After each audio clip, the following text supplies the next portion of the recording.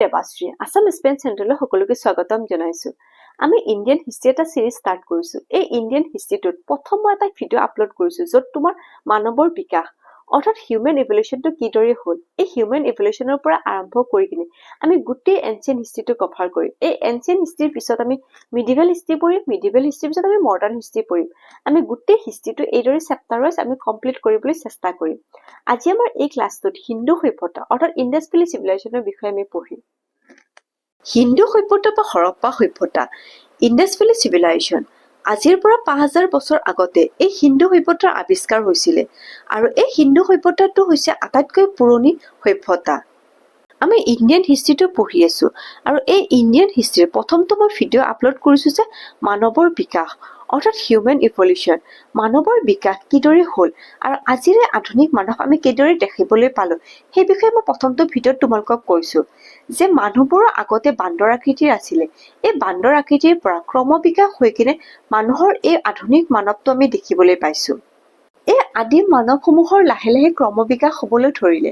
এই ক্ৰমবিকাশৰ লগে লগে জুইৰ আৱিষ্কাৰ হ'ল আৰু জুইৰ আৱিষ্কাৰ হোৱাৰ পিছতে কৃষি বা পশুপালন আৰম্ভ হ'ল আৰু মানুহবোৰে এঠাইৰ পৰা আন ঠাইলৈ ভ্ৰমণ কৰাৰ বিপৰীতে এটা সমাজ গঢ়ি বা এটা গোটত থাকিবলৈ আৰম্ভ কৰিলে আৰু এইদৰে যিদৰে তোমাৰ সমাজ গঢ়ি থাকিবলৈ আৰম্ভ কৰিলে তেতিয়াৰ পৰা এটা সভ্যতা বা এটা চিভিলাইজেশ্যনৰ জন্ম হ'ল। হিন্দু সভ্যতাৰ লগত সমসাময়িকভাৱে ইৰাণৰ মেচপটেমিয়া এই সভ্যতাটোৰো বিকাশ হবলৈ আৰম্ভ কৰিলে। হিন্দু সভ্যতা আৰু মেচপটেমিয়া সভ্যতাটো সমসাময়িক আছিলে। হিন্দু সভ্যতাটো পঢ়িলে আমি গম পাম যে এই হিন্দু সভ্যতাৰ লোকসকলে বেছিভাগ বেপাৰ বাণিজ্য ইৰাণৰ মেচপটেমিয়া সভ্যতাটোৰ লগত কৰিছিলে। চাৰ্লছ মেচন এজন ইংৰাজ সৈনিক আছিলে। 1826 চনত এই পাকিস্তানৰ পাঞ্জাৱত গৈ থকাৰ সময়ত যাত্ৰাপথত এটা অদ্ভুত ধৰণৰ শিলগুটি দেখা পায় আৰু এই শিলগুটিটোৰ বিষয়ে তেওঁ আলেকজেণ্ডাৰ কালিংহামৰ আগত ব্যাখ্যা কৰে। আলেকজেণ্ডাৰ কালিংহাম তেখেত আছিলে first director general of Archaeological Survey of India. 1826ত চাৰ্লছ মেচনে এই আলেকজেণ্ডাৰ কালিংহামক এই শিলগুটিটোৰ বিষয়ে জনায়। তাৰপিছত কি কৰে তেখেতে 1853ত আলেকজেণ্ডাৰ কালিংহামে হাৰাপ্পা ঠাইখনলৈ ভ্ৰমণ কৰে আৰু এই হাৰাপ্পা ঠাইখনৰ পৰা এটা অদ্ভুত ধৰণৰ চিল এটা তেখেতে উদ্ধাৰ কৰে আৰু যেতিয়া এই চিলটো উদ্ধাৰ কৰে তেখেতে গোটেই এই হাৰাপ্পা ঠাইখন সংৰক্ষণৰ কাৰণে আদেশ দিয়ে। 1826ত চাৰ্লছ মেচনে এই হাৰাপ্পা ঠাইৰ পৰা এটা শিলৰ টুকুৰা আৱিষ্কাৰ কৰে। এই শিলৰ টুকুৰাটোৰ বিষয়ে আলেকজেণ্ডাৰক অৱগত কৰায়। আলেকজেণ্ডাৰে কি কৰে 1853ত এই হাৰাপ্পা ঠাইখনলৈকে যায় আৰু এই হাৰাপ্পা ঠাইখন সংৰক্ষণৰ কাৰণে নিৰ্দেশ দিয়ে। সেইকাৰণে তোমাৰ আলেকজেণ্ডাৰক father of pre Indian history বুলি কোৱা হয়। প্ৰি ইণ্ডিয়ান হিষ্ট্ৰীৰ ফাদাৰ কোন হয়? আলেকজেণ্ডাৰ কালিংহাম আৰু তেখেত আছিলে তোমাৰ first director general of Archaeological Survey of India. এইকেইটা তোমাৰ ষ্টেটিক পইণ্ট হয়, এইবোৰ মনত ৰাখিবা। আলেকজেণ্ডাৰ কালিংহাম এই 1853ৰ পৰা কি হয় সেই ঠাইখন তোমাৰ সংৰক্ষণ হৈ থাকে, তাত কোনো ধৰণৰ খোদাই আৰম্ভ নহয়।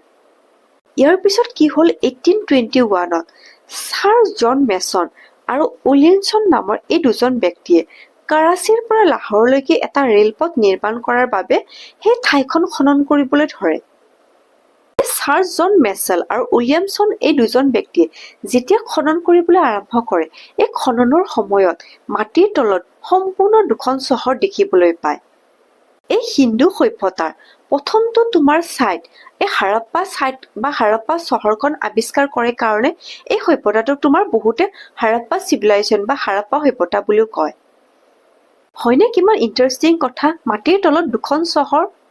এই মাটিৰ তলত যেতিয়া এই দুখন চহৰ আৱিষ্কাৰ হয় তেতিয়া আৰ্কলজিকেল ছাৰ্ভে অনুসন্ধান কৰাৰ পিছত গম পায় যে এই সভ্যতাটো 5000 বছৰ পুৰণি সভ্যতা আৰু এইটোৱে হৈছিল তোমাৰ প্ৰথমটো সভ্যতা।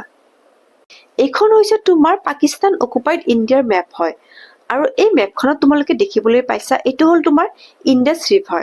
এই ইণ্ডাছ ৰিভাৰটো এইদৰে ভাৰত হৈ কিনে বৈ কিনে এই পাকিস্তানৰ ফালে প্ৰৱেশ কৰিছে আৰু এই ইণ্ডাছ ৰিভাৰৰ তোমাৰ ট্ৰিবিউটৰী হ'ল তোমাৰ জেলম, চেনাব, ৰাভি, সতলুজ, বিয়াছ। এইখন হ'ল তোমাৰ এই 5খন হ'ল ট্ৰিবিউটৰী। এই ইণ্ডাছ ৰিভাৰটোৰ আশে পাশে এই সভ্যতাটোৰ বিকাশ হৈছিলে। পাকিস্তান আৰু ইণ্ডিয়াৰ যিখিনি তোমাৰ ৰাজস্থান, গুজৰাট জম্মু এণ্ড কাশ্মীৰ বা হাৰিয়ানা এই ঠাইখিনিত এই ইণ্ডাছ ৰিভাৰটোৰ আশে-পাশে এই হিন্দু সভ্যতাৰ মানুহবিলাকে বসবাস কৰিছিলে। খননৰ সময়ত এই হিন্দু সভ্যতাটোৰ কথা আমি গম পালো যে এই হিন্দু সভ্যতাটো হৈছে এটা উচ্চ নগৰীয়া সভ্যতা আৰু ইয়াৰ লোকসকলে ৰাস্তা তথা নলাৰ ব্যৱহাৰ কৰিব জানিছিলে। অৰ্থাৎ সেই সময়তো ৰাস্তা আছিলে বা নলাৰ ব্যৱহাৰ কৰিছিলে আৰু ঘৰবোৰ প্ৰায় ইটাৰে নিৰ্মাণ কৰিছিলে আৰু গোটেই তোমাৰ টাউনখন এটা প্লেনিং টাউন বা পৰিকল্পিত নগৰ ব্যৱস্থা আছিলে। এইখন তোমাৰ ইণ্ডিয়াৰ মেপ। অকমান আগতে যে মই কলো এইখিনি তোমাৰ গুজৰাট, ৰাজস্থান, হাৰিয়ানা, জম্মু এণ্ড কাশ্মীৰ এইখিনি তোমাৰ এই হিন্দু সভ্যতাৰ লোকসকলে বাস কৰিছিলে। আৰু এই গুজৰাটৰ লোথাল, ইয়াতে গুজৰাটটো কি হয়, গুজৰাটত তোমাৰ গোটেই পানীৰে চাৰিওফালে তোমাৰ এই সাগৰেৰে আৱৰি থাকে ন গুজৰাটখন।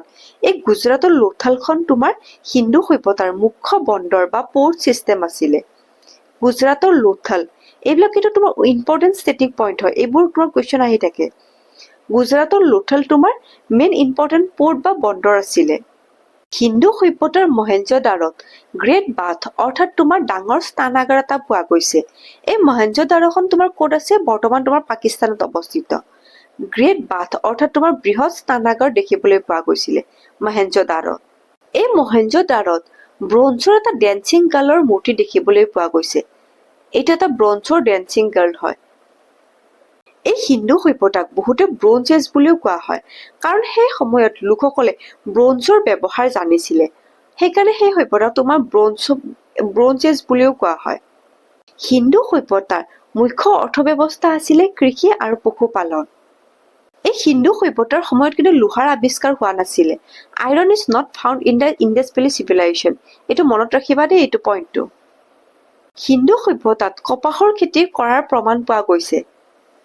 কটন তোমাৰ ফাৰ্ষ্ট প্ৰডিউচ হৈছিলে এই হিন্দু সভ্যতাৰ সময়ত, কপাহ। হিন্দু সভ্যতাৰ লগত ৰিলেটেড যিখিনি তোমাৰ ইম্পৰ্টেণ্ট আৰু প্ৰিভিয়াছ ইয়াৰ কুৱেশ্যন আহিছে সেইখিনি আমি ডিছকাছ কৰোঁ ব'লা। First question, the great bath ক'ত দেখিবলৈ পোৱা গৈছিলে? মহেঞ্জোদাৰো, হৰপ্পা নে লোথাল নে মগধত? অকমান আগতে যে কলো এই গ্ৰেট বাথ আমি মহেঞ্জোদাৰোত দেখিবলৈ পাইছো, বৃহৎ স্নানাগাৰ।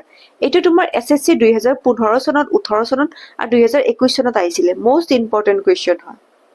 হিন্দু সভ্যতাৰ বন্দৰটোৰ নাম কি আছিলে, অৰ্থাৎ পৰ্ট চিষ্টেমটোৰ নাম কি আছিলে? সেইটো হৈছিলে তোমাৰ লোথাল। আৰু এই লোথাল ক'ত অৱস্থিত? গুজৰাটত। গুজৰাটত তোমাৰ পৰ্ট চিষ্টেম আছিলে লোথাল। হিন্দু সভ্যতাৰ মুখ্য অৰ্থব্যৱস্থা কি আছিলে? কৃষি আৰু পশুপালন। এই দুয়োটাই হ'ব, কৃষি আৰু পশুপালন। এই অপশ্যনটো মোৰ লিখোতে অকমান ভুল হ'ল, ইয়াতে কৃষি আৰু পশুপালন একেলগে দিব লাগিছিলে আৰু তলত এটা অপশ্যন আছিলে নান অফ দিছ। এইটো তোমাৰ এনচাৰ কি হ'ব? কৃষি আৰু পশুপালন। হিন্দু সভ্যতাৰ ঘৰবোৰ কিহেৰে নিৰ্মাণ কৰা হৈছিলে? ইটা, কাঠ, মাটি মানে বাঁহৰ। হিন্দু সভ্যতাৰ ঘৰবোৰ তোমাৰ ইটাৰে নিৰ্মাণ কৰা হৈছিলে। হিন্দু সভ্যতাৰ কি ধাতুৰ আৱিষ্কাৰ হোৱা নাছিলে? আইৰন অৰ্থাৎ লোহাৰ আৱিষ্কাৰ হোৱা নাছিলে। এইবিলাক তোমাৰ প্ৰিভিয়াছ ইয়াৰ কুৱেশ্যন হয়, ইয়াতে মই চাইডত লিখি থৈ দিছো, তোমালোকে এইবিলাক ভালকৈ চাবা দেই। ইমান মডাৰ্ণ আৰু এডভান্স সভ্যতাটোনো কিদৰে বিলুপ্তি হ'ল সেই বিষয়ে কিন্তু তত্ত্ববিজ্ঞানীসকলে আজিলৈকে যুক্তিসংগত কোনো তত্ত্ব দিব পৰা নাই। হিন্দু সভ্যতাৰ পিছত আমি নেক্সট ক্লাছত এই বেদিক চিভিলাইজেশ্যন অৰ্থাৎ তোমাৰ এই আৰ্য সভ্যতাৰ বিষয়ে পঢ়িম আৰু এইদৰে আমি গোটেই হিষ্ট্ৰীটো চিৰিয়েলি কভাৰ কৰি যাম। মই যিমানখিনি ইনফৰমেশ্যন দিছো সেইখিনি তোমাৰ থাৰ্ড গ্ৰেড আৰু ফৰ্থ গ্ৰেড পৰীক্ষাৰ বাবে এনাফ হয়। আৰু কিছুমানে যদি ভাবিছে যে ইয়াতকেও মই ডিটেইলছত APSCৰ পৰীক্ষাৰ বাবে মই প্ৰস্তুতি চলাব বিচাৰিছো অসমীয়া মাধ্যমত, তেতিয়াহ'লে মোৰ লগত যোগাযোগ কৰিবা। মই ইয়াতকে ডিটেইলছত মোৰ কিছুমান হেণ্ড ৰিটেন নোটছ আছে, মই সেইবোৰটো আপলোড কৰিবলৈ চেষ্টা কৰিম। আজিলৈকে মোৰ এই ভিডিঅ'টো ইয়াতে সমাপ্ত কৰিছো আৰু মোৰ চেনেলটোক ছাবস্ক্ৰাইব, লাইক আৰু কমেণ্ট কৰি দিবা।